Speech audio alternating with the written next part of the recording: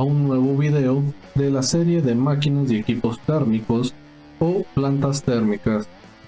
En esta ocasión estudiaremos el ciclo Rankine, las diferencias que tiene con el ciclo de Carnot que ya se ha analizado anteriormente y sus ventajas, comenzando con el ciclo IDEA. El ciclo Rankine presenta algunas ventajas sobre el ciclo de Carnot, y mejor aún, es el comienzo de una visualización práctica de un ciclo de potencia de vapor.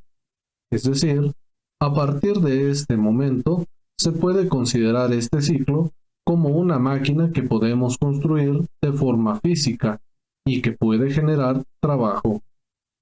Como sabemos, el ciclo de Carnot resulta ser impráctico e imposible de llevar a cabo en la realidad, porque es un ciclo totalmente reversible. Además, como se muestra en la imagen, entre los estados 4 y 1 es la etapa de compresión de fluido de trabajo y, como sabemos, se trata generalmente de agua como fluido de trabajo para los ciclos de potencia de vapor. Entonces, el hecho de mantener trabajando una bomba con una mezcla de líquido más vapor, en poco tiempo el equipo presentaría fallas, que terminarían por provocar el reemplazo del equipo. Esto no resulta práctico para ningún proceso. Por ello, en el ciclo Rankine se propone mantener el fluido a la entrada de la bomba como líquido saturado o eventualmente su enfriado.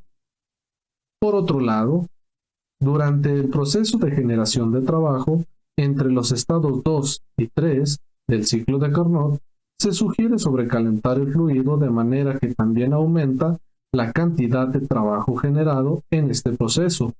De esta manera, el fluido permanecerá como vapor desde que entra hasta que sale de la turbina, o al menos tendrá una alta calidad a la salida de la misma. Un efecto positivo de esto es el hecho de eliminar las partículas de fluido líquido dentro de la turbina que puede generar desgaste prematuro en los álabes de la misma y vibraciones excesivas. El ciclo Rankine está compuesto por 4 procesos: la compresión isentrópica en una bomba, la adición de calor a presión constante en una caldera, la expansión isentrópica en una turbina y el rechazo de calor a presión constante en un condensador. Dichos procesos están representados en un ciclo cerrado, con los 4 componentes mostrados en la imagen, además de contar con la representación del ciclo en un diagrama de temperatura-entropía. Puede notar que existen 4 variables en cada elemento del ciclo, las cuales corresponden al trabajo de entrada de la bomba, el calor de entrada de la caldera, el trabajo de salida de la turbina y el calor de salida del condensador, respectivamente. Todas estas variables están por unidad de masa, indicadas con letras minúsculas. La parte del ciclo en donde se ingresa energía en forma de trabajo es en el proceso de compresión isentrópica entre los estados 1 y 2, en la bomba. A la entrada de la bomba se tiene generalmente un líquido saturado, aumentando su presión hasta la presión de trabajo de la caldera. En el diagrama TS se puede observar cómo aumenta la temperatura un poco durante este proceso.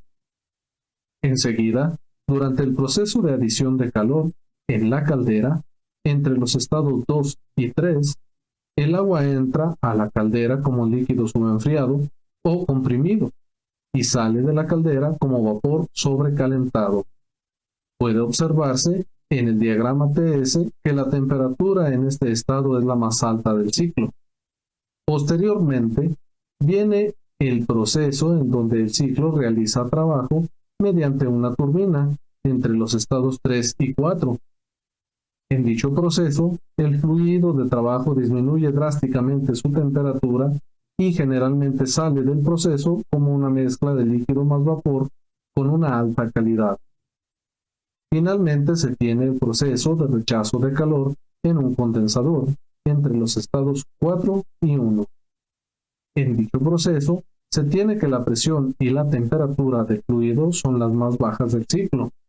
debido a que el condensador debe ser diseñado para que el líquido a la salida sea un líquido saturado o en algunos casos subenfriado. El calor que se debe extraer del fluido de trabajo debe ser desechado al medio ambiente y por lo tanto es desperdiciado. Más adelante se verán algunas modificaciones del ciclo para aprovechar este calor.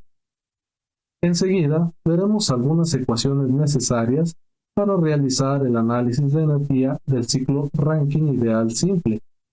Dichas ecuaciones serán útiles para el resto de temas sobre los ciclos de potencia de vapor.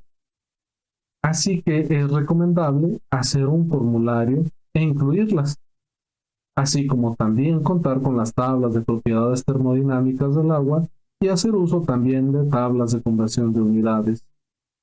Básicamente, el análisis se realiza en función de las propiedades para cada uno de los estados que conforman el ciclo. En este caso, 4 estados, teniendo el primero a la entrada de la bomba y siguiendo en sentido horario hasta terminar en el estado 4 que se encuentra a la salida de la turbina. En función de la ecuación de la energía de flujo estacionario, se tiene que el trabajo de entrada de la bomba es igual a la diferencia de entalpías entre los estados en que se encuentra la bomba.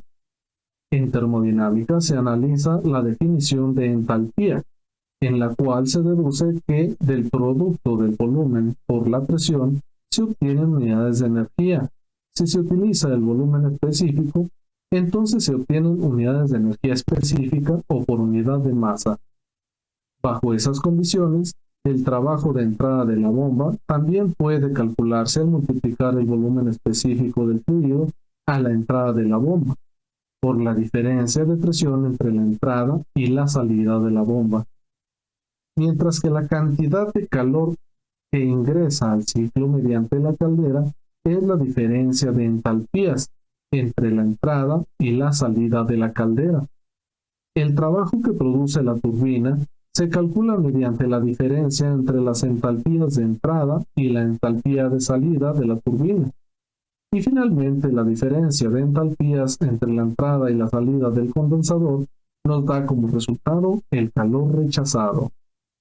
Finalmente, para determinar la eficiencia térmica del ciclo Rankine ideal simple o de cualquier otro ciclo de potencia, debemos dividir el trabajo neto, es decir, el trabajo de salida de la turbina menos el trabajo de entrada de la bomba entre el calor de entrada en la caldera.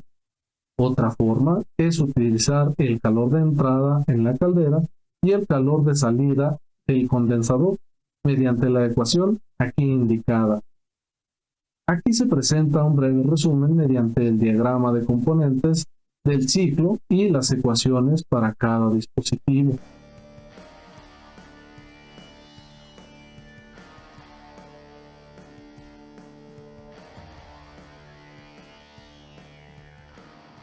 Si tienes alguna duda o crítica que me ayude a mejorar mi contenido, puedes comunicarte conmigo o directamente en los comentarios.